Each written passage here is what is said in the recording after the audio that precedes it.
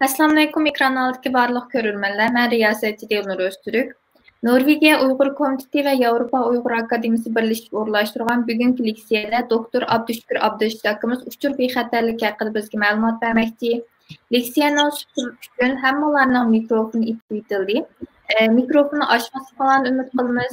Ekranın sol tərəf astda xətt yeziş gözünü var. Görülmələrinin münasibətli sualları bolsa xətt arqılıq yezişini ümid qılmız. Programımızın ən axırda Abdüşkür haqqımız görülmələrimizdən suallarına cavab verdi. Undaq bolsa Abdüşkür haqqa leksiyani başlab ketgan bolsaq. Assalamu alaykum. Mənglarning ki, mush vaqtlar xeyirlik bolsun. Aldı bilan men Avropa Uyğur Akademiyası hem shundaqla Norvegiya Uyğur Komitetiga vakolatan mənglarni bu qatımqi leksiyaga xoş geldinglar deyman.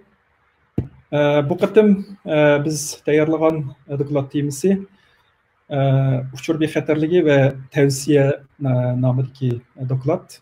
Bu doklad biz asli 3 ayın 29 günü Norvegiya Uyghur Akademiyası bilan Uyghur Komiteti bilan birlikte Norvegiyaning Oslo'da birisiga biz şu davlat yaşayotgan ziyolilar ve yaşayotgan omma bilan uchrashish hem shundaqla o'zimiz loyiq ko'rgan temada xalqninki shu fanni umumlashtirishga o'zimizning bir aslik küçümüzünü qo'shish uchun doklad berish faoliyatini o'tkazgan. Bu faoliyat mush qatimliq kriz sabab tufaylidan elib borolmay qoldik. Yangi qiyinchiliklar, yangi loyihani o'tirib qo'ydiganga o'xshash biz bu qatim dokladimizni to'r orqali yetkazmoqchi. Qatnashib berganlar uchun rahmat. Ham tema uçur bexatarlik oldi bilan biz uçur degan vaqtida bu bir parça bir ma'lumot hamda ma'lumotni biz ishlab chiqaruvchi bo'ladi, uni yetkazadigan bir omil bo'ladi, ham qabul qiluvchi asbob bo'ladi, ham biz qabul qilamiz. Bu uchur ba'zan uchurlar masalan shu vaqtning o'zida muhim bo'lgan bilan vaqt o'tib ketsa, uchurningki masalan mazmun olmaydi. Masalan, avarayda ma'lumotning uchurini biz atqavaning qandaligini bilgan bo'lsak, atadan keyin uchurningki qimmat olmaydi masalan. Agar siz mushavarayda ma'lumot beradigan idorada yoki shu kasbda ishlagan bo'lsangiz, uning qimmati yo'q. Ammo ba'zan uchurlar bor.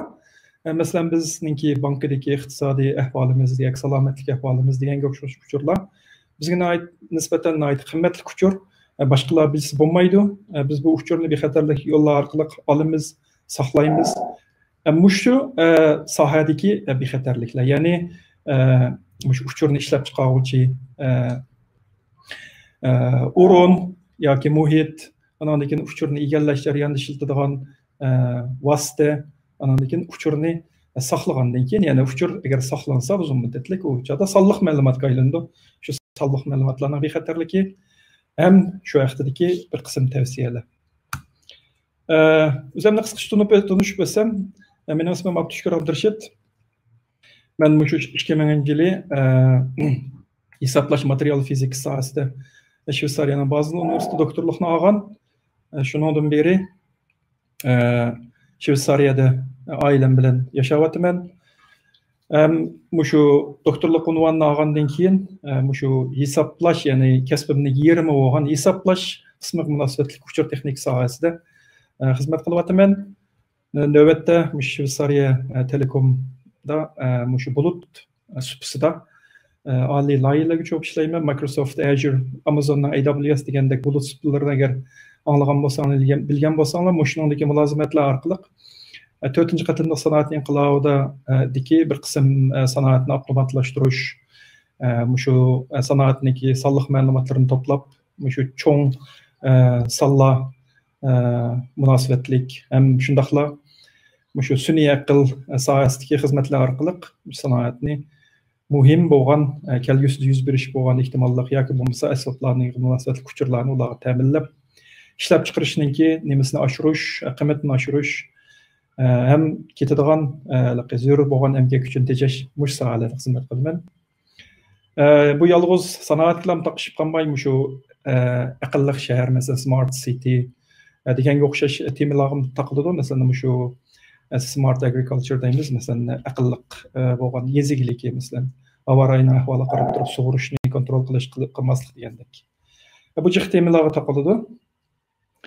Ondan keyin şu Avrupa Uyghur Akademiyasi haqida qisqacha bir ma'lumot bersam, Avrupa Uyghur Akademiyasi 2018 yılı 11 ayda Münih şehrida şu bir qism aramızdaki a'zolar ve bizning rehberlik guruhimizdagi a'zolarninki bosh qo'shishi shundaqla boshqa tashkilotlarning qo'llashi quvvatlash asosida Münxenda qurilgan Uyghur Akademiyasi shu xalqaro Uyghur Akademiyasining bir tarmoqi bo'lish sifati bilan biz hech qanday bir siyosiy organ yoki diniy organga biqinmaydigan, foyda qozonmaydigan bir organ shaklida Yevropada faoliyat olib boradi.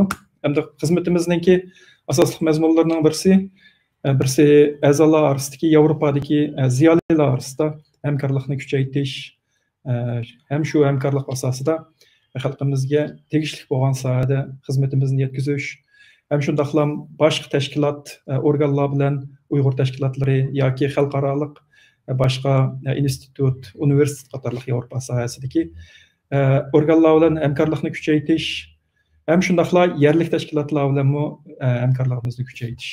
Bu maqsad yana ham shu xalqimizga foydali bo'lgan sohalarda yoki bo'lmasa tashkilotlarimizga foydali bo'lgan sohalarda bir qism yordamlarimizni yetkazish, qo'limiz qayerga yetsa shu yergacha ish qilish.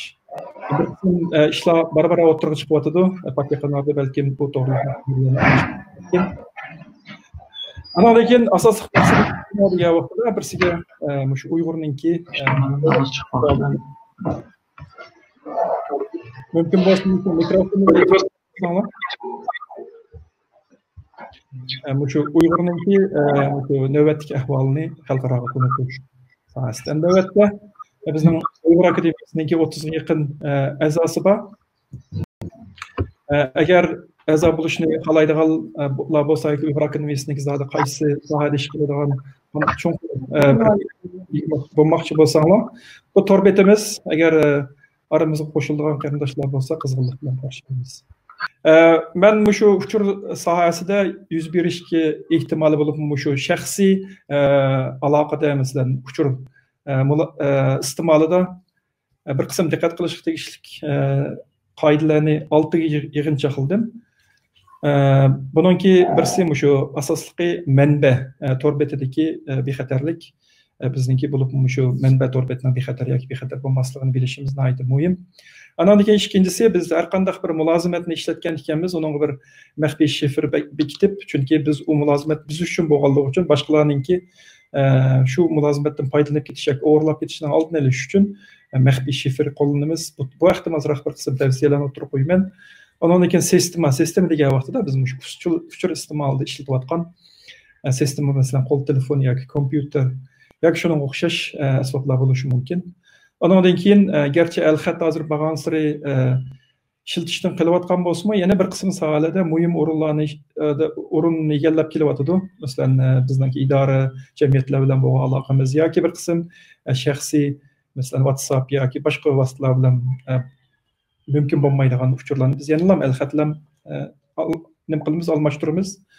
Bu vaqtdagi bir qism tavsiyalar. Ondan keyin biz shu yaqinqi aqlli telefon chiqqandan beri qo'l telefoniki telefon qilish iqtidori bir qo'shimcha iqtidorga aylanib, telefon asos iqtidori ishlatayotgan appga bog'liq bo'lib qoldi. Demak, app ishlatishda bir tavsiyalar bor. Undan keyin oxirgisi masalan buni qo'g'dinish hamda.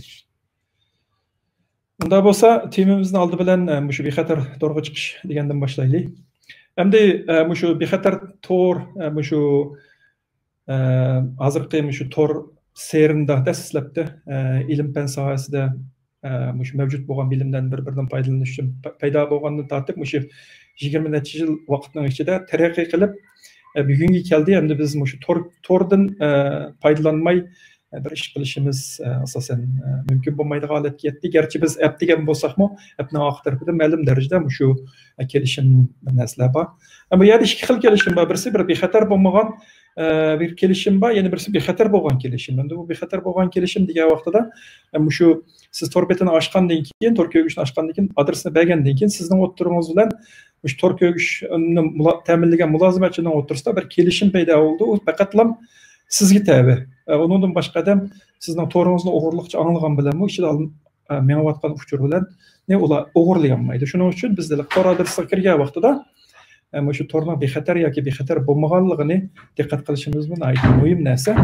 Biz to'xtab qolib orliqda buni boshlaymiz. Recording is on. Şu kelishimga kelgan vaqtida, masalan, Google Chrome'ninki şu tor betining bexatar yoki bexatar bo'lmaganligini ko'rsatib beradigan bir iqtidori bor. Masalan, bexatar emas deb sizga nima qiladi? Anan keyin bexatar deb qaralgan tor betidimi? Har qanday bir tor betininki bir bexatarlik kinishkisi bo'ladi, sertifikat deymiz. Buni masalan şu eng cho'ng şu kinishkini boshqaradigan VeriSign o'xshash yoki shuni o'xshab ketadigan organlar buni kontrol qiladi. Bexatar bo'lmasa, ular buningga yoki vaqt o'tib ketgan sertifikat bo'lsa, buning bir ma'lumot berdi. Qulupning yanida balkim boshqa bir uchurlarni ta'minlanishi mumkin bu tor bet bexatar emas. Buni deyishimizning sababi, masalan, bir qism bexatar bo'lmagan tor betida siz mol buyurtgan bo'lsangiz, kredit kartining uchurini masalan yoki pasportlarni yoki shifrlarni ta'minlagan bo'lsangiz, bu boshqa odamning qo'liga tushib ketish ehtimolligi bor. Ondan keyin biz maxfiy shifr.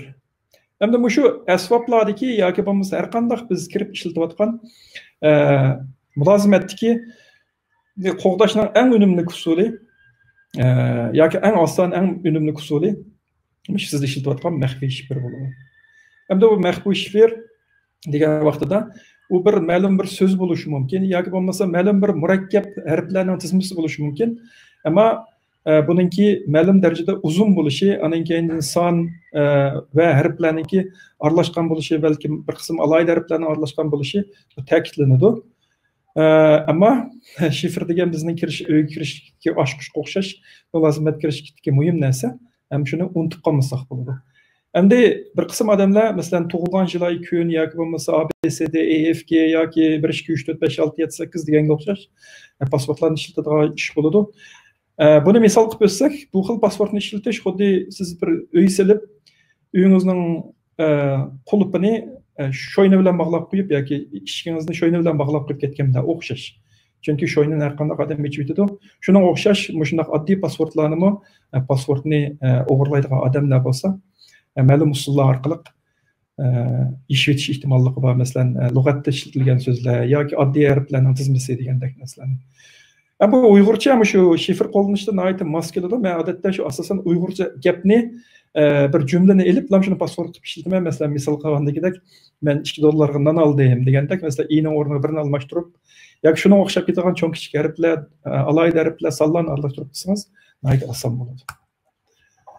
Andan keyin shu pasportni ishlatish imkoniyati bo'lgan har qanday yangi pasport ishlatishni yoki bo'lmasa, agar shu asbobniki yoki yanfonlarninki iqtidori bo'lsa, barmoq izini taniydigan yoki bo'lmasa, ko'zninki nimasini taniydigan asboblar bo'lsa, shuni ishlatsangiz, iqtidor bo'lsa, shuni ishlatsangiz texim yaxshi bo'ladi. Andan keyin hammaga o'xshash pasportni ishlatishni bu bir tavsiya qilinmaydigan bir narsa. Keyingi betda men so'zlayman, nima uchun tavsiya qilinmaydiganligini.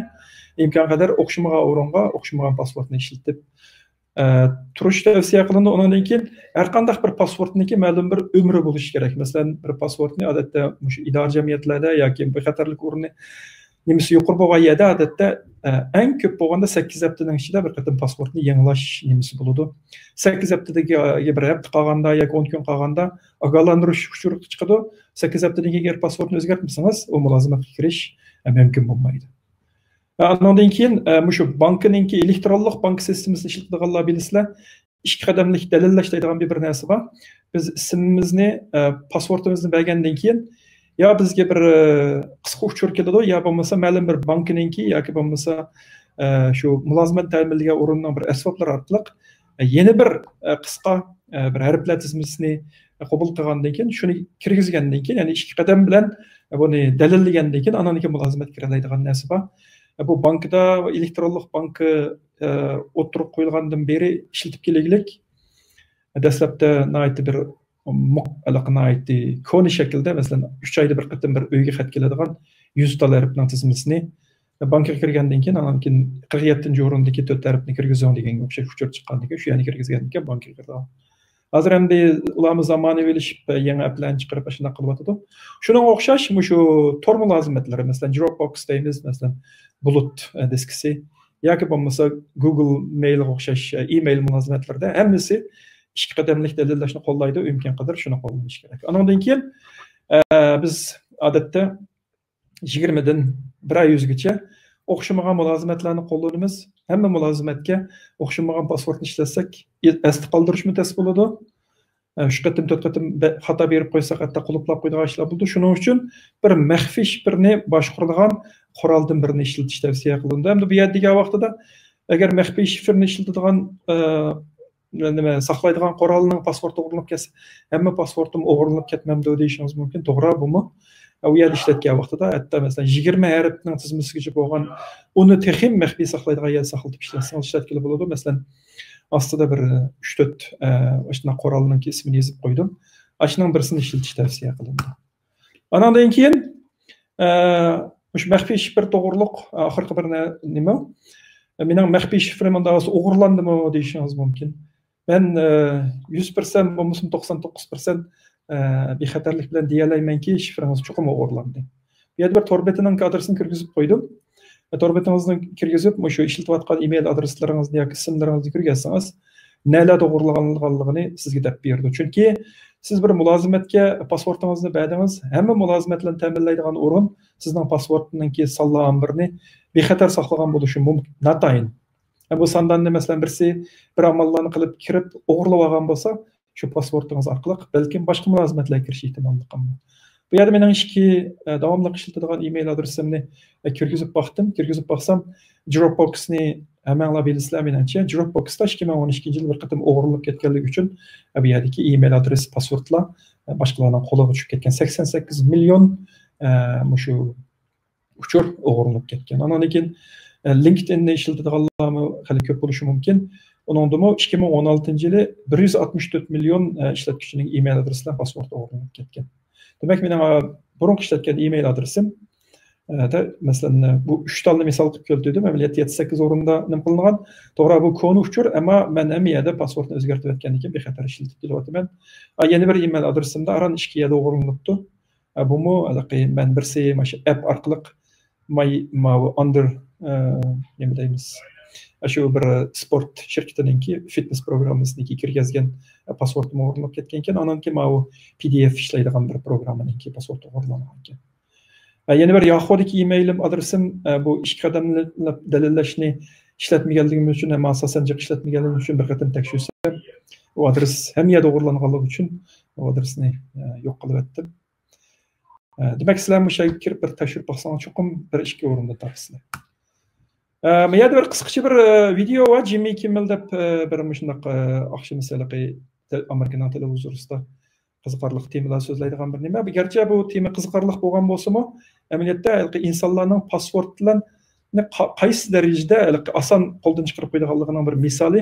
You know, we've been hearing a lot about cybersecurity lately, largely because of what happened to Sony. Companies and individuals are more concerned about the safety and privacy of their information than ever. President Obama has unveiled a number of new proposals this week to crack down on hackers, and he plans to address this in the State of the Union speech on Tuesday. And it's great that the government is working on this, but the truth of the matter is we need to do a better job of protecting ourselves. You know, the most popular password in the United States is password 123.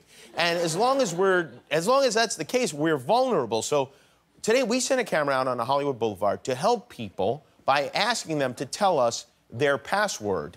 And this is how that went.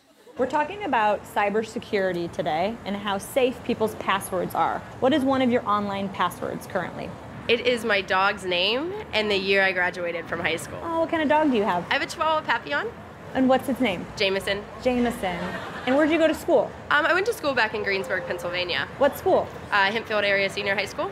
Oh, when did you graduate? In 2009. Oh, great. It's like my cat's name and then just like a random number. Okay. As if you had this cat for a while? Yeah, she's my childhood pet. Aw.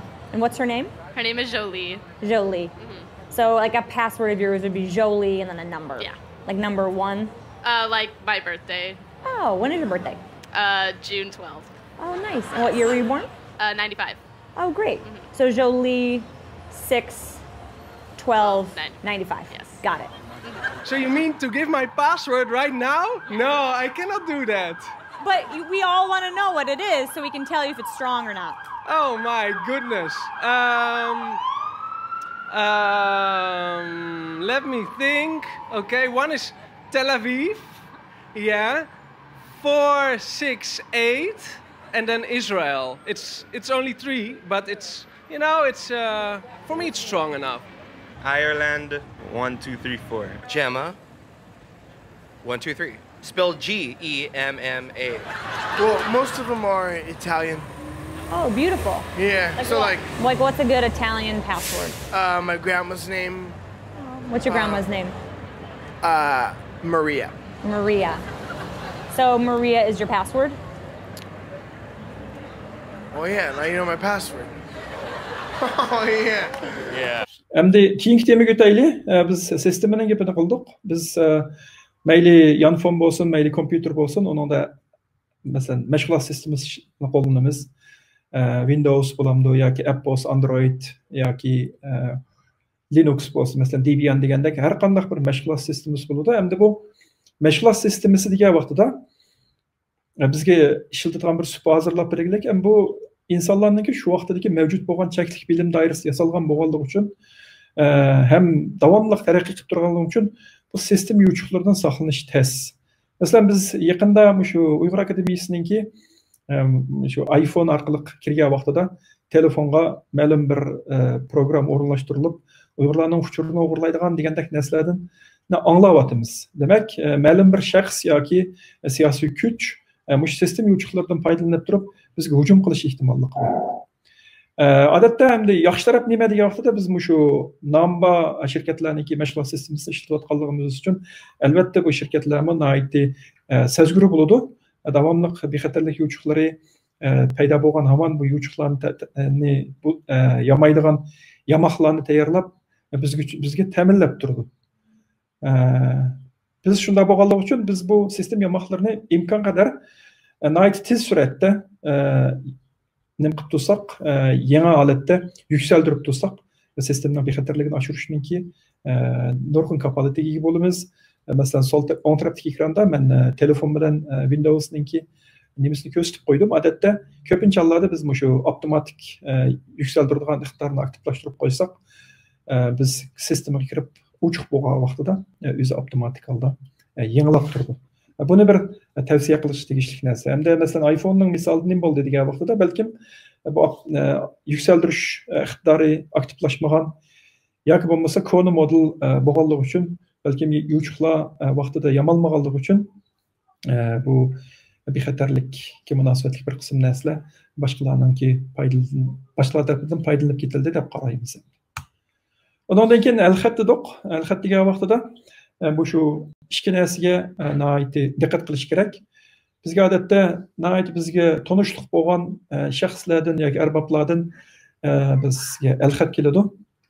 Al-xatning ichida balkim bir choplama bo'lishi mumkin yoki bo'lmasa bir ulanish bo'lishi mumkin. Men ulanishni besib kirsangiz, YouTube'da bunday bir film chiqibdi. Bu filmga bir qarab beqing. Noiti odamni qoyil qilarlik darajada bir ulanishlar keladi. Hem de içip saldık. İçip salgandan keyin hem de onunki maqsadi har xil bo'lishi mumkin. Ba'zan bir qismlari sizdan pasportingizni yangilash yoki bu emaildagi ulanish bilan bu choplama bizga nisbatan eng xatarlik usullardan birisi. Bu masalan choplamaning ichida shu odatda JPEG hujjati yoki bo'lmasa shu Office ya'ni Microsoft Word yoki Excel deganga o'xshash programlar qaçılangan bo'lishi mumkin. Buning ichida yoki virus chaplangan yoki bo'lmasa makros deydigan bir narsa bor. Uni echib masalan makrosni aktivlashtirsangiz, balkim kompyuteringizda ma'lum bir programma aktivlashib yoki sizningki kompyuteringizga ma'lum troyayga o'xshash narsalarni qachlab qo'yishi mumkin yoki eng yomon bo'lganda kompyuteringizning disklarini buzib sizga ma'lum darajada ziyon akilishi mumkin. Bu ziyon sizga ma'lum jihatdan vaqtida iqtisodiy jihatdan boshqa jihatdan vaqtida sizning shaxsiyatlaringizni o'g'irlaydi. Hamda buni to'lishninki bir qancha xil yo'llari bor. Birisiga shu kelgan odamningki email adreslariga bir qarasangiz, balkim email adresi to'g'ri bo'lishini atayin. Yana birisi hamda masalan Dolqin Iso degan bo'lsak, Dolqin Isoning email adresi balkim hozir yozilgandek bo'lishini atayin, ammo Dolqin Isoning Gmail email adresi bo'lsa-mu, balkim Hotmail adresi bo'lishini atayin, balkim to'g'ri bo'lishi mumkin adresi sizning eringizda. Ammo İçideki tekstler bazen nesler sizge bo'lgan bo'lishini atayin. Masalan, men Dunyo Uyg'ur qurultiyining rahbari emas. Agar menga hurmatli Dunyo Uyg'ur qurultiyining rahbari deb sizning nomingizni emas bir uchur kelgan bo'lsa, demak buningki ehtimolligimi nihoyat yuqori sizga qilgan. Andan keyin sizga Word o'chit choplab avatgan bo'lsa, imkon qadar oshmang yoki saqlamang. Buni imkon qadar o'chirib yetishtirishing. Ammo yerda meningki kompyuterimda masalan Norton aktiv bo'lganligi uchun bir qism antivirus programmalari emailning ichidagi narsaniki to'g'ri yoki xatoligini bilib sizga ogohlantirish bera oladi. Meningda shu Norton bo'lganligi uchun men yerda sizga ogohlantirish beraylik. Andan keyin muhim narsaning birisi masalan banka yoki istiroxona shirkati yoki sizga mulozimatlarni ta'minlaydigan shirkat hargiz sizga el-xat orqali pasport o'zgartirishingizni so'rab bir narsa yozmaydi. Tarixda shunday bo'lgan. Sizning bank adresingizga o'xshash bir adresdan bizning pasportlarni yaqinda bir sistemini yuksaltirsak, pasport yo'qolib ketdi, kiribma ulanishdan pasportingizni o'zgartiring deb ulanishni avatadi. Uni bilib bilmay besib shu pasportingizni berib soldingiz. Bankadan balkim bankadagi uchuringizni boshqalar o'g'irlab ketishi mumkin. Ammo bugungi kunda bankadami yetarli bexatarlik tadbirlari e'liqliq sizning pasportingizni o'g'irlab ketgandimi, sizning ikki qadamlik dalillash uchurlaringizga erishamaganligi uchun bankka kira olishini atayin. Shundaqdimi diqqat qilgan narsa. Endi app degan vaqtida biz shu Zerak telefonlar nimaga bozorga chiqqandan beri biz shu 2010-yilning oldingi oylardan boshlab shu Zerak telefonlar bizning turmushimizga nurg'un qulayliklarni keltirib beryapti. Masalan, biz bir aeroplan shirkatidan bilet olmoqchi bo'lsak yoki bankadagi uchurlarni bizni ko'rmoqchi bo'lsak, qo'l telefon bilan yo'lda ketib yetiblar, ko'ra oladigan yoki mulozimatni buyurta oladigan holatga keldi. Ammo endi bu siz iPhone'da bexatar deb nima bo'ladi? Menga nisbatan foydali bo'layotidi deb qaragan bu uchurlarning applarning hammasi sizga foydali keladigan nimalar applar bo'lishini atayin. Masalan, ba'zan applar bo'ladi sizningki masalan diskingizdagi uchurlarga kirishga ehtiyoji borligini so'raydi. Kamera, mikrofon, turishlik o'rnimiz qatorliq nurg'un narsalarni so'rashi mumkin. Hamda biz appni qachalash jarayonida shu uchurlarga diqqat qilmay, biz diskimizga kirishga ruxsat qilsak yoki mikrofonga kirishga ruxsat qilsak, balkim bu applar biz bilib bilmay ishlatish jarayonida bir qism saqlagan uchurlarimiz yoki qilayotgan harakatlarimizdan ma'lum o'zining ulushini elib shunga qiziqqan odamlarga yo'llab berishi mumkin. Masalan, eng ko'p uchraydigan narsaning birisi nima deganda, telefon daftaringizga kirishni so'raydigan nimalar jiq. Chunki telefon nomerimi bir qism shirkatlarga nisbatan aytganda u qimmat yaratishdagi bir vosita. Sizga bekorlik appni berdi, ammo shu orqali telefon daftaringizdagi uchurlarni o'g'irlab, uni cho'ng shirkatlarga sotadi. Ular nima qiladi? Sizdan foydalanish uchun yoki sizga e'lon yo'llaydi yoki boshqa bir maqsadlar bor. Shuning uchun biz applarni qachilgan vaqtida men bir misol shaklida bir narsani yo'llab qo'ydim. Qilgan vaqtida shu applarniki zodi qaysi mulozimatga kirishni so'rayotganligiga diqqat qilsak bo'ladi. Mana bu bir Androidningki bir misoli. Masalan, mening telefonimda masalan bir qancha app bo'lgan bo'lsa, masalan diskamga kirishni so'rayotgan applar bor ekan. Masalan, kamera mening diskamga kiraman deb so'rabdi. Ruxsat qilibman. Chunki men resim tasam albatta diskamga yoziladi. Ruxsat bermasam albatta resimga tortolmayman. Undan keyin kalendarga ruxsat bermabman. Ammo o'zimningki bir bexatarlik shaklda, masalan, Samsung telefonda secure folder, ya'ni bexatar mundarijlaydigan bir app bor. U yerga men asosan bexatar bo'lgan applarni shuning ichiga qachilayman. U men telefonga bir qatim kirdim, pasportimni berdim. Secure folder yoki bexatar mundarijni ichiga kirish uchun yana bir qatim pasport berishim kerak. Ikki qatimni qo'lda ondan keyin uning ichidagi appga sirtdagilar kiramaganligi uchun men unga kalendarga ruxsat beribman. Deganga o'xshash, masalan, bu applarningki diskga kirish ruxsatini berish bermaslik. Andan keyin mayada yana applar so'rashga mumkin bo'lgan masalan nimalar, kategoriyalar, masalan, telefon nomeriga kirish, mikrofon kirish, turayotgan o'rningiz, telefon daftari, kamera, Andan keyin mana bu telefonlarda hozir sizningki badan harakatingizni kuzatib turgan bir qism shu Samsung Health degandek programmalar bor. Bularga kirmaslikni ruxsat qilgan nurg'un kategoriyalar bor. Shu yerga kirib, masalan, kategoriya bo'yicha kirib qarab baxsangiz bo'ldi. Masalan, badanimning harakatini kontrol qiladigan 5 mumkin bo'lgan 5 appning ichida 4tiga men ruxsat qilibman, birsiga ruxsat qilmabman. Telefon daftariga kiraman deganning 129 app bo'lgan bo'lsa, mening telefonimda 55 ga ruxsat qilibman, qolganini ruxsat qilmabman degandek. Andan keyin turayotgan o'rningizni belgilaydigan, masalan, Google Map'ga siz turayotgan o'rningizni bilish iqtidorini qoldirib etsangiz, siz bir yerga bormoqchi bo'lsangiz, o'rningizni bilolmaysizini so'raydi, siz hozir nereden boshlab manga deydi. Agar berib qo'ygan bo'lsangiz, Google Map sizniki, Google'ning xaritasi sizning turayotgan o'rningizni avtomatik topib, bormoqchi bo'lgan yeringizga boshlab manga deganga o'xshash. Masalan, bu bir muhim narsa.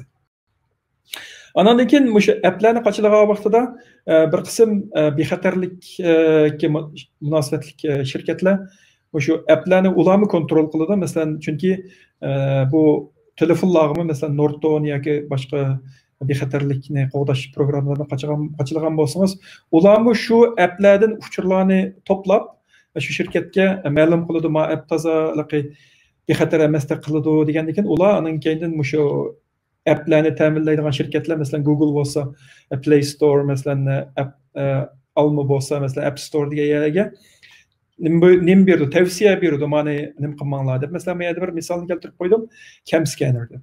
Masalan, bu programma shu Troya etini sizningki qo'l telefoningizni qachilash ehtimolli bo'lganligi uchun bular tavsiya qilibdi. Bir mezgildan keyin agar Google shunday ko'rgan bo'lsa, buni App Storedan elib etadi.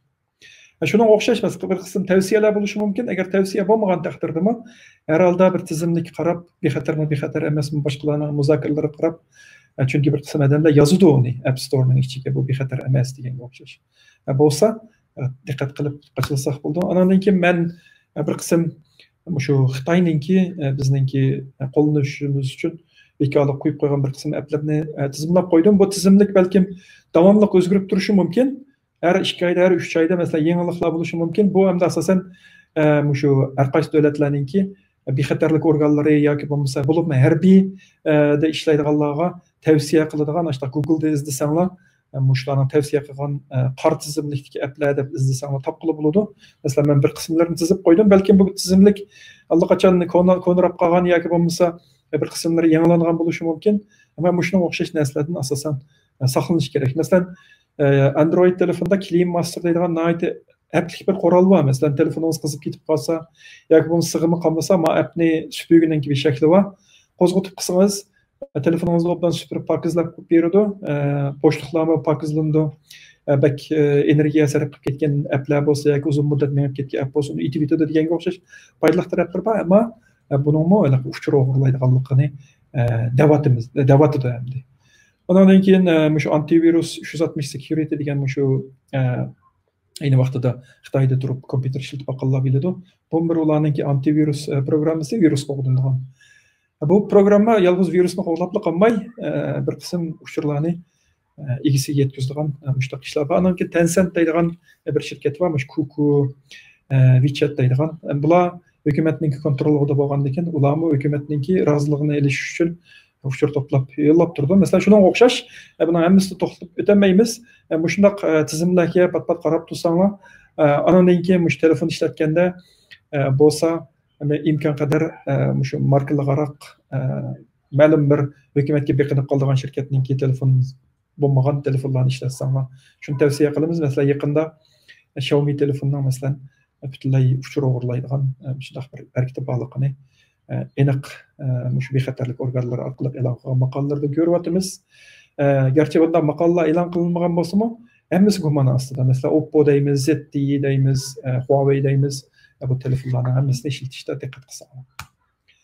Ana degan oxirgi narsa, biz uchurni hamda biz uzun muddat o'zimiz foydalanish uchun saqlasak, bu uchur sonliq ma'lumotga aylanadi dedik. Masalan, sonliq ma'lumot degan vaqtida bizning bolalarimizning kichik vaqtidagi rasmlar bo'lishi mumkin, videolar bo'lishi mumkin.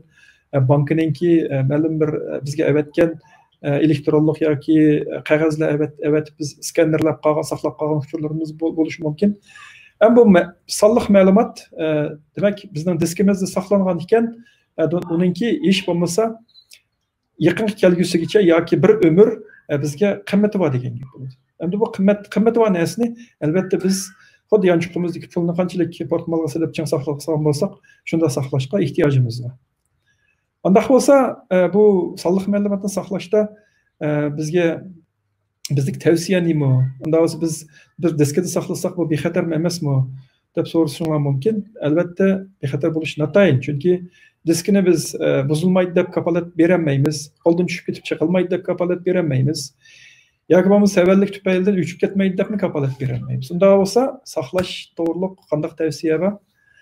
Biz odatda shu bo'lib uchur texnika sohasida uni zapas saqlashningki bir qancha yo'lini tavsiya qilamiz. Birisi kompyuterning diskisi saqlangandan sirt, o'sha tosh teshidan ulanadigan USB bilan ulanadigan shu diskini tavsiya qilamiz. Bu eng oson, eng arzon, ham qulaylik bo'lgan bir usul. Masalan, Western Digital yoki bo'lmasa Seagate deganga o'xshash bir qancha nomli markalik disklar bor. O diskini biz olgandan keyin ya shu diskining o'zida ya bo'lmasa shu mulozimani ta'minlaydigan shirkatninki programmalar bo'ladi. Biz shu programmani kompyuterga qachlab qo'ysak, disk ulangandan keyin avtomatik zapaslaydigan ya bo'lmasa azroq vaqtimiz bo'lsa, arlab shu tashqi diskga saqlab qo'ysak bo'ldi. Undan keyin tor diskisi degan vaqtida inglizcha bildiganlar NASbox deb ko'proq qo'llanadi. Bu shu uyning ichida umumiy bir diska, shu amaliyot teshidan ulangan diskaga bir kichik bir quti yasab, qutida bir CPU saqlag'ich degan memory degandek narsalarni nima qilib azroq mashg'ulot sistemasi bor buning ichida. Biroz aqlliq iqtidorim bor. Bu uyda turdi, to'rga ulanadi. Uyingizdagi to'rga masalan sim orqali ulab qo'ysangiz, uyingizning ichidagi to'rning ichidagi har qanday asbobdan buni ulash qilib bo'ladi. Uning o'zining programmalari bor. Shuni qachilab davomli kompyuteringizni qo'ysangiz, kompyuteringiz to'rga ulangan aman siz bir yangi hujjatni kompyuteringiz kuchaygan yoki yozgan aman avtomatik zapaslanib maqdi. Uningda hech avorchilik yo'q. Aralab kirib diskingizniki bexatar emasligini yo bo'lmasa bir sog'lomlikqa munosabatli masalalar yo'qligini qilib qo'ysangiz, u o'zi menga berdi. Hatto email bilan chatoq chiqsa, email bilan sizga uchrab aytadigan iqtidorni aktivlashtirib qo'ysangiz, diskiningki mesaj chiqib qolgan bo'lsa, sizga avtomatik uchur keladigan iqtidorim bor. Undan keyin uchinchisi, hozir yangidan o'tirga chiqayotgan, yaqindan beri moda bo'layotgan texnika shu bulut diskisi. Har qanday Windows kompyuterni hozir açsangiz OneDrive deydigan bir narsa darhol ekranga chiqib passwordingizni kirgizing yoki nima bo'ldi deb sizga putlashib ko'radigan bir app bor. U bo'lsa-mu bulut diskisi shu. Andan keyin Google Drive ni ishlatadiganlar bor, Dropbox bor, pCloud va nurg'un. Hozir bu sohada jiq mulozimatlarni ta'minlaydigan shirkatlar bor. Ba'zilar 2 gigabaytgacha, ba'zilar hatto 15 gigabaytgacha bekorlik bo'shliqni beradi. Undan keyin undan yiqroq masalan 2 terabayt ishlatmoqchi bo'lsangiz, oyda bir $10 yoki undan yiqroq pul to'lasangiz, mulozimat sizga ichib beriladi. Endi buningki yaxshilik tarafi nima degan vaqtida siz bu uchurga yolg'iz uyingizdagi kompyuterlar emas, dunyoning har qaysi joylariga ketib etib, qo'l telefoningiz yoki bo'lmasa boshqa kompyuterlardan turib kira olasiz. Endi buning yomon tarafi nima degan vaqtida agar siz qo'lni ishlab diqqat qilmasangiz, boshqalarning qo'liga tushib ketish ehtimolliqi bor. Undan keyin ba'zan ishonchli bo'lmagan shirkatlar ta'minlagan mulozimatni ishlatgan bo'lsangiz, balki ular sizning uchuringizni o'g'irlashi mumkin. Shunga buni ishlatishda bir qism tavsiyalar bor. Ona diqqat qilish kerak. Password, undan keyin ikki qadamli dalillash deganlar, bular saqlanib bo'lmaydigan narsalar bor. Ondan keyin zapaslashda diqqat qiladigan bir prinsip bor. U bo'lsa 1-2-3 prinsipi yoki 3-2-1 prinsipi. Ya'ni har qanday bir uchurni, muhim bo'lgan uchurni zapaslasangiz, cho'qim 3 nusxa bo'lishi kerak. Birisi siz davomli ishlatib turadigan kompyuteringizdagi nusxasi, albatta bu bir nusxa, andan keyin ikkisi zapas nusxa. Ya'ni kompyuteringizni ishlatayotgan hujjat ma'lum sabablar tufaylidan kompyuteringizni boshqalar o'g'irlab olgan bo'lsa yoki bo'lmasa kompyuteringizni diskisi buzilgan bo'lsa, yana ikki zapas nusxasi saqlanadi degan gap. Endi ikki degan vaqtida ikki o'xshamagan texnikalarni saqlagan, zapaslagan vaqtida deydi. Birisi tashqi diska, yana birisi tor diskisi. Ya'ni USB bilan ulab ishlatilgan diska bilan Ya uyingizning ichidagi tor diskisi ya bo'lmasa bulut diskisi bo'lsin bo'ladi. Yana ishga o'xshamagan texnika.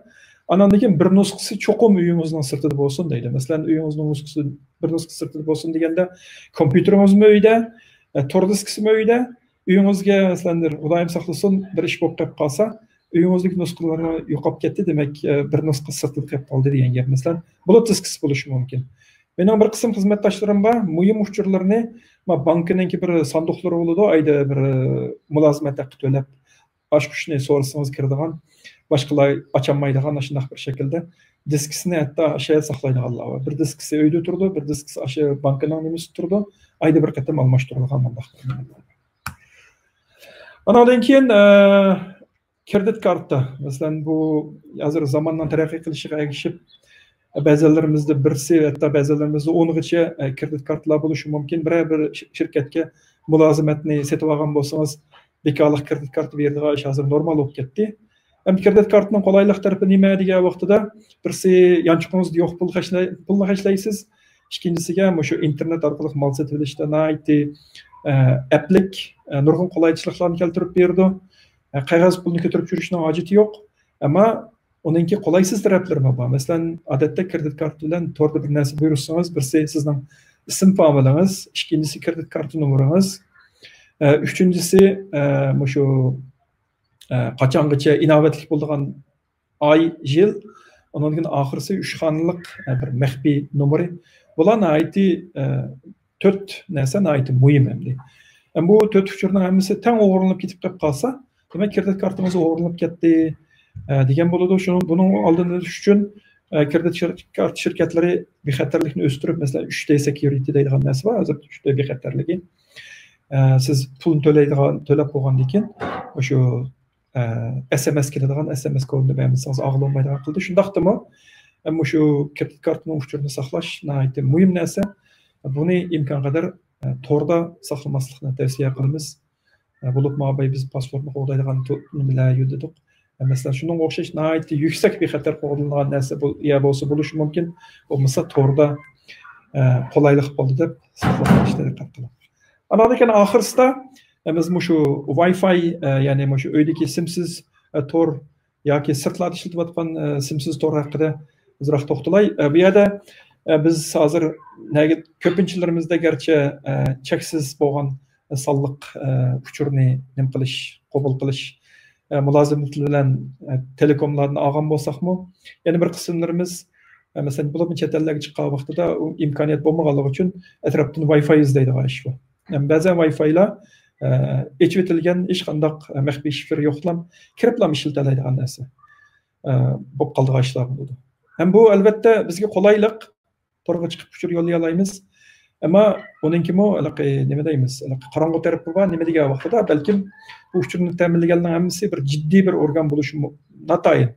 Bir do'konga kirdingiz, shopping centerga kirdingiz, balkim bexatar bo'lishi mumkin, ammo uchirganlar yana bir kafeninki yoki bo'lmasa bir oshxonadan ta'minlagan to'g'riniki bexatar bo'lishi notayin. Masalan, bizning davlatda Starbucks'ninki yoshda bir satchilik o'tirg'i chiqib, garchi telefon nomeringizni tizimlab kirgan bo'lsangiz-mu, bu Starbucks shu uchurlarni bexatar qo'ydiganligi uchun haqning telefon nomerlari, adreslari haqning qo'lga tushib ketgan ishlar bo'lgan.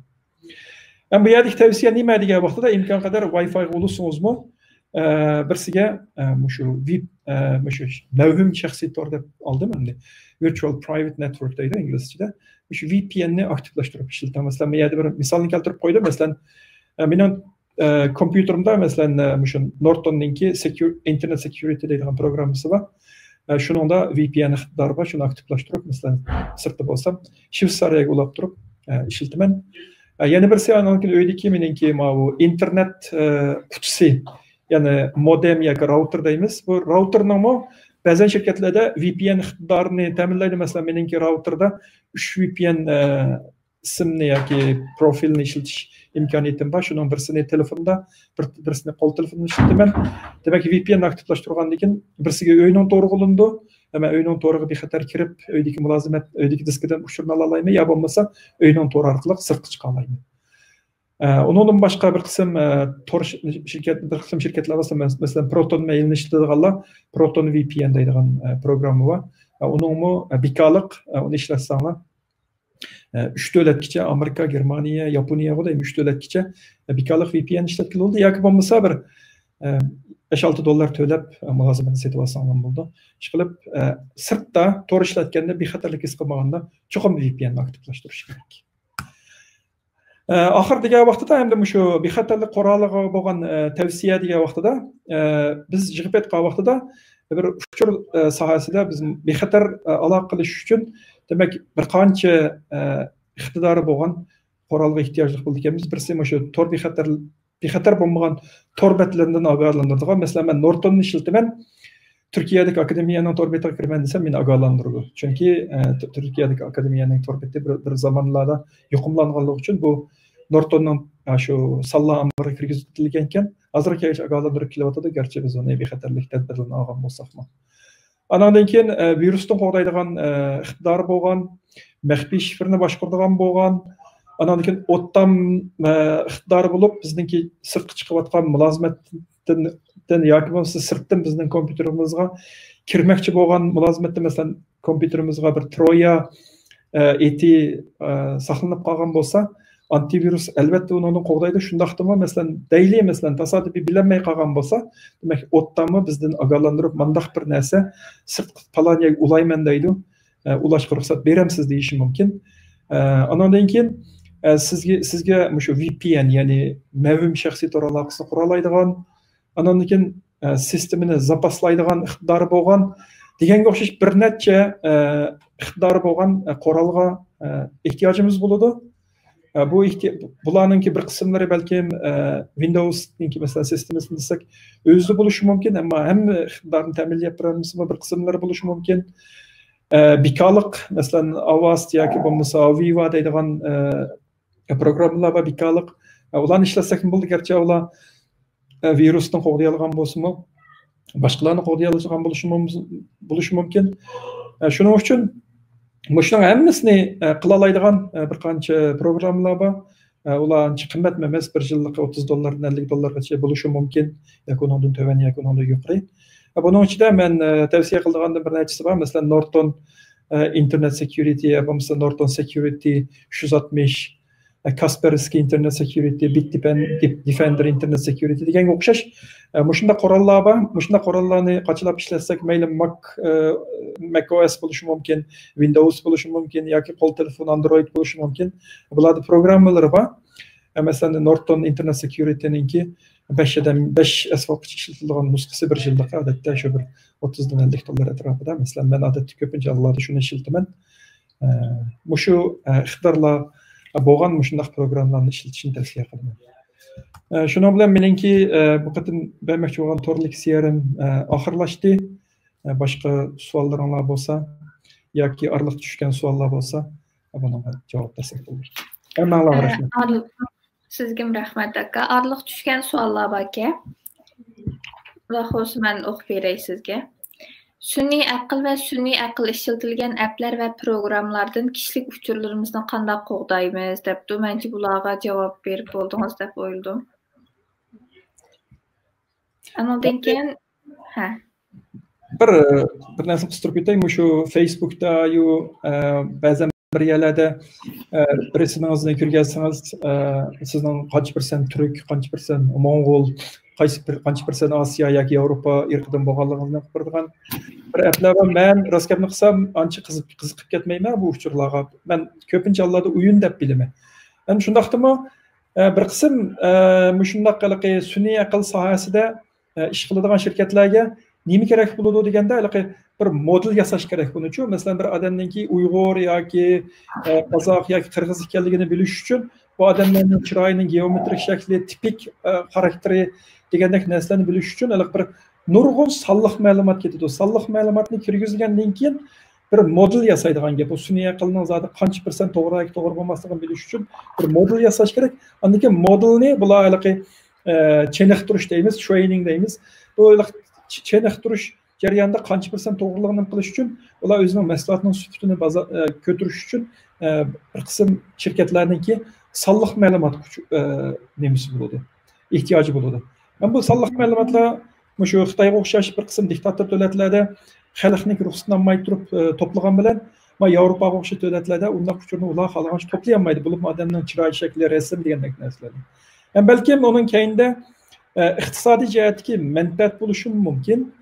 Balki uning keyinda yoki bo'lmasa bir qism diktator davlatlarningki siyosiy maqsadlari bo'lishi mumkin. Ammo ma'lum bir maqsad bor. Uning keyinda cho'qim hammasi o'yin deb qaramayman. Endi uni biz qiziqib Facebook'lar chaplab qo'ydi. Men 98% Turkiyaman yoki Erdo'g'onga 10% tuqqan keldiganman degandek narsalarni chaplab qo'ydi. Qiziqarliq. Ammo lekin uning keyinda ma'lum bir shunday iqtisodiy yoki boshqa bir manfaatni qo'g'dishib qilayotgan shirkat bor. Demak, siz o'zingizning uchuringizni qiziqarligingiz uchun bir mezgil kulib olishingiz uchun ham ta'minligingiz shuni to'lagan baho bo'ladi. Ammo ular sizning uchuringizdan foydalanadi. Men endi bilgan narsam shu, ammo boshqa bir maqsad yoki nima borligini bilmayman. Endi uni qanday qo'g'dinimiz degan vaqtida imkon qadar ishlatayotgan applarningki o'sha sizning diskingizga kiradigan, kirmaydiganligini bir qatam tekshirib ko'ring. Ko'rib qancha app shunga kiryapti, mening ehtiyojim bormi yo'qmi? Kameraga mesela resim tortadigan apparatga mening ehtiyojim bor chunki kiradi. Ammo masalan bir aeroplan shirkatininki meningki biletimni oladigan shirkatning uning kiradigan ehtiyoji bormi yo'qmi? Masalan ehtiyoj bo'lmasa etib etish kerak. Agar keyingi qatimda siz appni ishlatgan vaqtda haqiqatan kirish ehtiyoji bo'lsa sizni yana bir qatim so'raydi. Men buni ishlatmoqchi edim, diskga kirolmayapman. Kirishga ruxsat qilamsiz degan vaqt qarab beqib ruxsat qilsam bo'ldi ekan deb ruxsat qilsangiz bo'ldi. Demakchi bo'lganim endi app orqali sizning rasmlaringizni o'g'irlab shundan foydalanish mumkin. Oldinish uchun balki mana shu tadbirlarni qo'llansangiz menimcha bo'ladi. Qattiq detal va yumshoq detaldan kelgusini qanchalik ilgirlaydi? Kelgusdagi sun'iy aql davriga bir qanday tayyorlik qilishimiz, biz qanday tayyorlik qilishimiz kerak deydi. Burun shu uchur texnikasi masalan biz shu davrga kirgili hozir 40 yil balki undan uzroq bo'lishi mumkin. Dastlabki vaqtlarda uchur texnikasida eng muhim bo'lgan narsa nima degan vaqtida qattiq detalning taraqqiyoti. Kim eng tez CPU-ni bozorga sola oladi, kimning diskisi eng tez suratni saqlay oladi, kim qaysi sisteminingki memory nimalari bo'ldi DDR2, DDR3 deganlar shularning taraqqiyoti. Andan keyin qanchalik kichik asbob ishlab chiqara oladi degan narsalar nihoyat cho'ng bir raqobatda, masalan IBM shirkati bo'lsin, Sun Microsystems bo'lsin, Microsoft bo'lsin, Dell yoki HP shirkatlarning hammasi nima qildi degan vaqtda mush yo'nalishda taraqqi qildi. CPU-ni kichiklashtirib, bag'ansir kichiklashtirib 9 nanometr doirasiga kelguncha bo'lgan CPU-larni ishlab chiqarib, sig'imi kichik holatga kelib qildi. Ammo taraqqiyot oxirsida nima bo'ldi degan vaqtida qancha kichik doira qilgan sari aning chiqaradigan issiqlik yuqori bo'lganligi uchun asboblarning uzun umr ishlashiga kafolatlik qilolmaydigan holatga kelganligi uchun endi hozir bu qattiq detalning taraqqiyoti asosan bir yerga kelib oxirgi chek yetgan holatda bo'ldi. Masalan biz Intel 7 deymiz, Intel 5 deymiz yoki bo'lmasa Celeron, AMD Ryzen degandek nurg'un narsalarni qilamiz. Undan keyin boshqa savdo sohasida yoki davlat bexatarlikda ishlatiladigan IBM'ninki, Sun Microsystems'ninki yoki hozir Oracle'ning texnikalari bor. Bularda asosan texnik taraqqiyoti to'xtadi. Endi bu hozir nima taraqqiy qilyapti deganda, shu mavjud bo'lgan qattiq detaldan foydalanib turib, sun'iy aql nima yumshoq detalning iqtidoridan foydalanib turib, texnik jiqish qilish narsasi hozir bag'ansa taraqqiy qilyapti. Burun masalan shu Yevropada bo'libmi yumshoq detal programmalaydigan odamga ish yo'qdi. Nima ish degan vaqtda bu yumshoq detalning programmalaydigan ishni asosan IBM, Oracle degandek shirkatlar, Hindistonning Bangalore degandek yerlardagi shu sohadagi texniklarning yordamiga tayanib turib, programmalarni tayyor yasab bizning ishlatishimizga sunatdi bu. Qattiq detalni bir shirkatdan, yumshoq detal bir shirkatdan yana bir nima qiladi, ammo tannarxi nihoyat yuqori bo'ladi.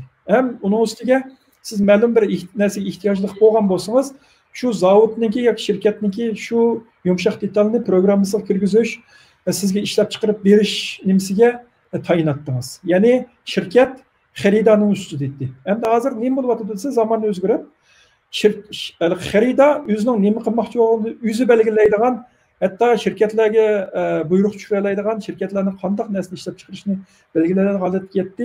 Yumshoq detal qattiq detalninki nimasidan o'tib ketdi hozir taraqqiyotidan. Ya'ni yumshoq qattiq detal nima bo'ladi desa, uchurni bir yerdan qabul qiladi, sizga bitirab qilib ishlab chiqardi, undan keyin sizga chiqarib berdi.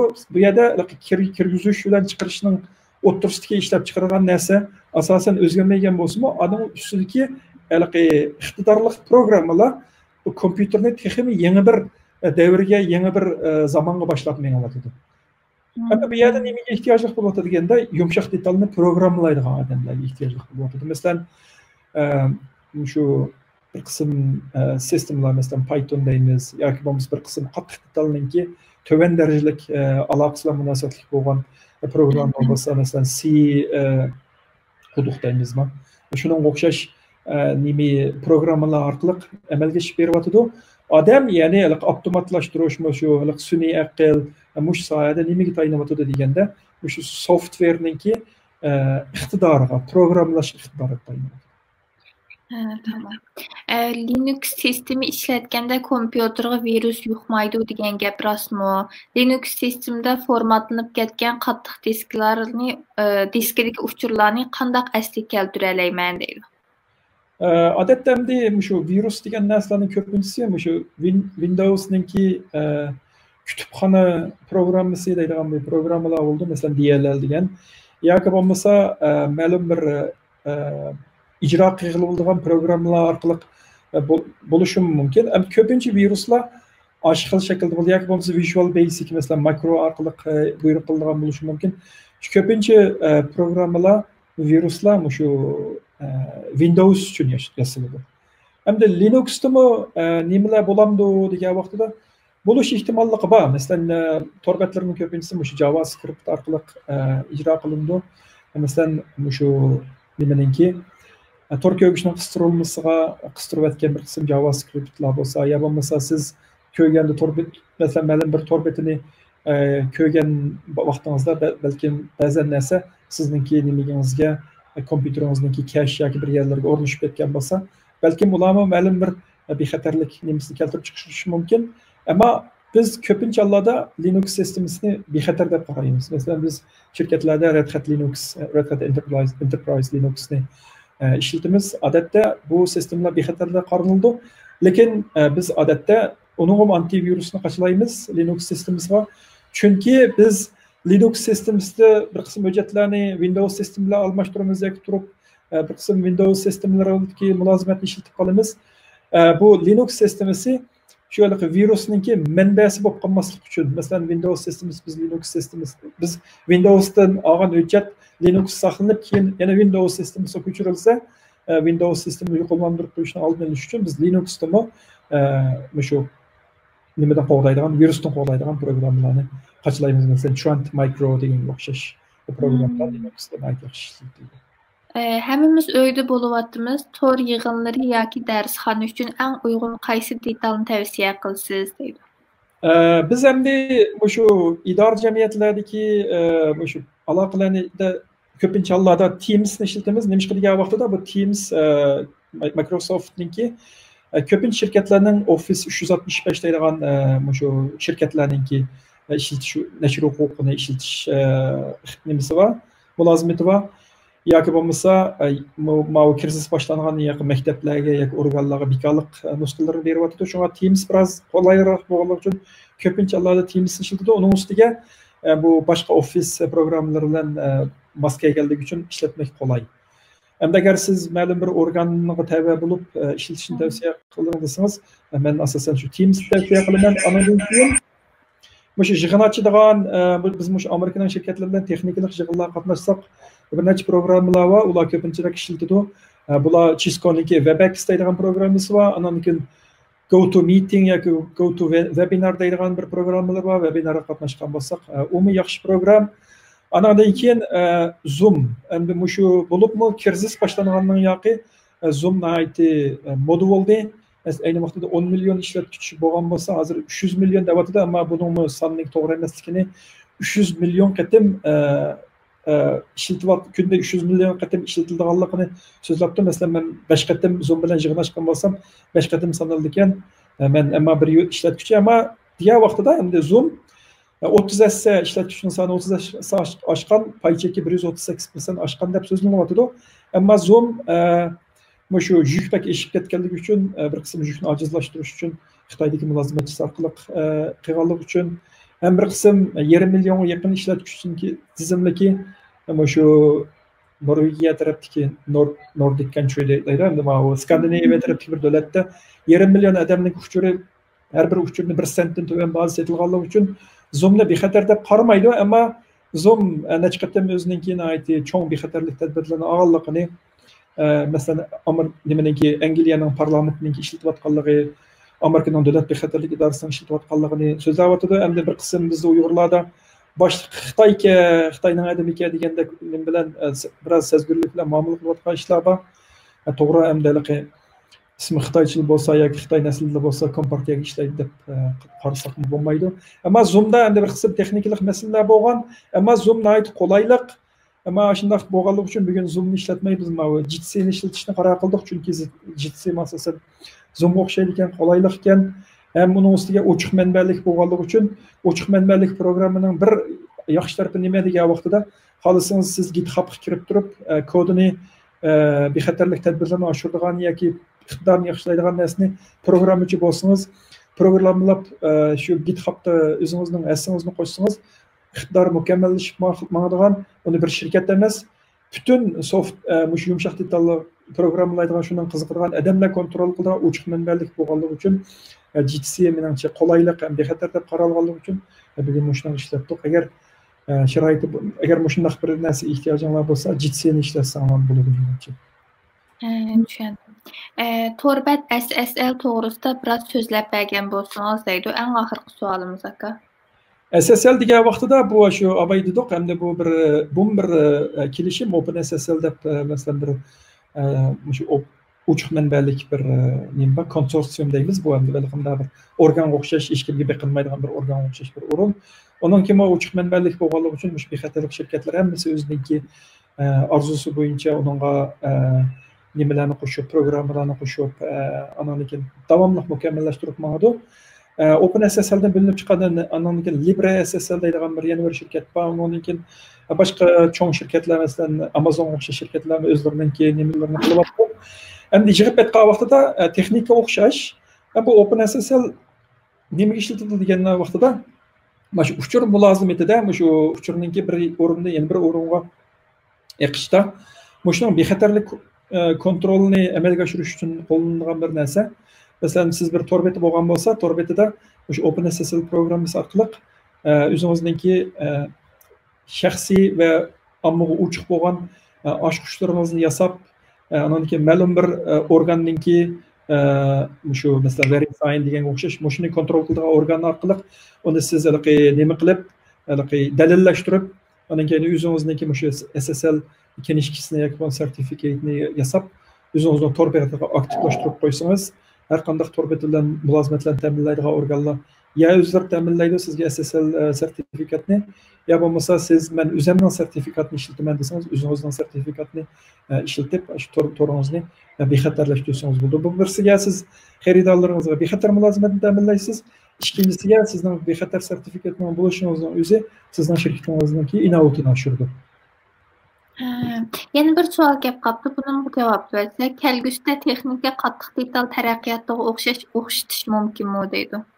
O'xshash to'xtatishi mumkinmi deydi. Endi abay men CPU-ning taraqqiyotini deb o'tdim. Masalan, burun masalan bir CPU-ning ustida bir o'zak bo'lgan bo'lsa, ya'ni core deymiz, bir o'zak bo'lgan bo'lsa, hozir 8 o'zaklik masalan nimalar chiqyotdi.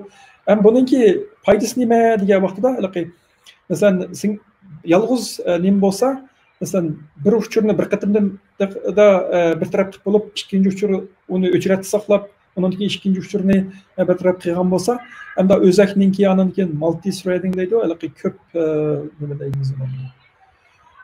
Demakchi o'g'lim, endi qattiq detalning taraqqiyotida nima bo'ldi oxir degan vaqtida, bir vaqtning o'zida bir qancha uchurni bir taraf qilish iqtidori amalga oshdi. Hamda CPU-ningki hajmini kichikiltirilmagan ahvol ostidami, masalan, shunga o'xshash iqtidorlari borgan sari eshitmayishi mumkin. Anan keyin software on silicon deydigan bir narsa bor. Silikonning ustiga o'rinlashtirilgan yumshoq detal degan bir narsa bor. Keyingi zamonlarda moda bo'ldi. Nima degan vaqtida Biz mesela uçur sistemiga kirdi. Bexatarlik mesela SSL'dan kelgan uçur mashg'ulot sistemasiga kirgandan keyin avval yishib kompyuter tushunoladigan holatga kelgandan keyin kompyuterning o'zaklari yo'llab berdi. Kompyuter undan ishlab bo'lgandan keyin chiqargandan keyin uni yana siz quluplab talab qilgan odamga yetkazib berasiz. Hozir endi qattiq detalda nima bor degan vaqtida masalan shu uchurni bexatar holatda qabul qilib avval o'zakning ichida shu qattiq detalning ichki qismida yishib andan keyin bitirib qolgan uchurni yana qaytadan quluplab anan keyin sistemaga yo'llab sistemadan ishlatuvchiga yo'llaydigan mandaq iqtidorlar bo'lgansa bo'lyapti. Anan keyin yana bir narsa bir kompyuterda qancha ko'p uchurni bir taraf qilish uchun avval diskiga saqlaysiz, diskidan anan keyin memory kichik bir taxtiy va 8 GB, 16 GB deb laptoplarimiz qilsak bilamiz. Shu narsa buning tezligi diskining tezligidan SSD diskidan nechasi tez bo'ladi. U yerdan anan keyin shu yerdan uchurni elib sistem bir taraf qilib shu yerga yo'llab undan keyin sirtqa yo'llaydi yoki diskga saqlaydi. Bu jarayonda nihoyatda uzun vaqt o'tib ketadi. Ba'zan nihoyatda sezgur bir nimalar bo'ldi, qo'llanuvchi applar bo'ladi. Bularningki vaqtga bo'lgan sezgurligi nihoyatda yuqori bo'ladi. Hem bunu nima qilish uchun siz uchurni agar qisilgan holatda, pirsli holatda yo'llasangiz, yo'llagan uchurningki hajmi kichik bo'ladi. Siz undan keyin sistemadan yeyishsiz, yeyish bo'lib sistemaga yo'llaysiz, sistema uni bitirib qolgandan keyin yana uni qisib turib oxirgi ishlatuvchiga yo'llab berdi. Bu yerda qisish va etish jarayonida sistemaga nurg'un kuch ketadi. Hem bunu hozir qanday qiladi degan vaqtda uchurni qisilgan holatda shu o'zak yo'llab bersangiz, o'zak uni qisilgan holatda qabul qilib, darhol yeshib bilan bitirib qilib, anan keyin yana qisilgan holatda yo'llab bersa, u vaqtida siz shu vaqtga sezgur bo'lgan bir qism sistemaga nisbatan aytganda nihoyat tez bo'ladi. Nihoyat tez uchurni qabul qilish, yetkazish bo'ladi. Masalan, deyli IBM'ning Watson deydigan bir programmasi bor. Bu sun'iy aql kompyuterning sun'iy aqlninki qila oladigan sun'iy aqlninki bir misoli. Masalan, u Amerikada bir Jeopardy deydigan bir program bor. Anonki YouTube'da izlab ko'rib baxsanlar bo'ldi. Watson Against Jeopardy deydigan. Shuningda shu mashina hozirgacha Amerika tarixida tutgan Jeopardyni tutgan kandidatlardanmi to'g'ri javob berib Watson tutib ketadi. Nima degan vaqtida uningda o'sha Britannica deymiz, Wikipedia deymiz, New York Times, Washington Post, dunyodagi nomba gazet jurnal axborot vositalarining uchurlarining hammasi ashuningki tez bir taraf qilish sistemasiga qo'shilgan. Ondan keyin siz savolni berdingiz, u sistema sizning ovoz so'rgan savolingizni mashinaning rol orqali tekst qaylantirib, tekstni sallo amridan tepib, sallo amridan topgan javobni odamning ovozi orqali sizga yetkazib berdi. Bu night tez. Masalan, sizdan Braziliyaning poytaxti nima deb so'rasa, bilsangiz 2 sekundning ichida javob berasiz. Ammo bir kompyuterga nisbatan aytganda nurg'un ambarlardan bir narsani izlab tepib 2 sekundning ichida odamga o'xshash javob bera olishi bu nihoyatda bir zo'r texnikalik nimani talab qiladigan narsa. Shuning uchun bu yerda qattiq detalning taraqqiyotida masalan mushning o'xshash sohalarda balki bir qism taraqqiyotlar bo'lishi mumkin. Ammo manchi minglik CPU yoki munchilik kichik doiradagi bir asbobda mandaq iqtidorli kompyuter degan narsaga balkim biz asosan chekka yetib qoldik.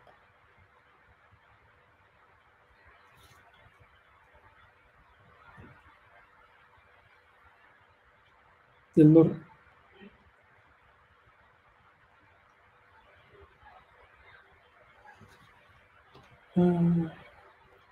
bana bir ovoz kelmadi.